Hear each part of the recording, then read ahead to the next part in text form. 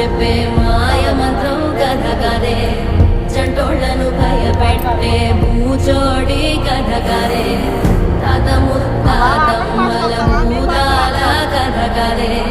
విక్రమాదిత్యుడు చెప్పిన వేదాళుడి కథ కదే దీపము నుండి బియ్యం వచ్చే అల్లావుద్దీన్ కథ కదే ఇది ముడత చర్మము సరి చెప్పే కథ లాంటి నిజమే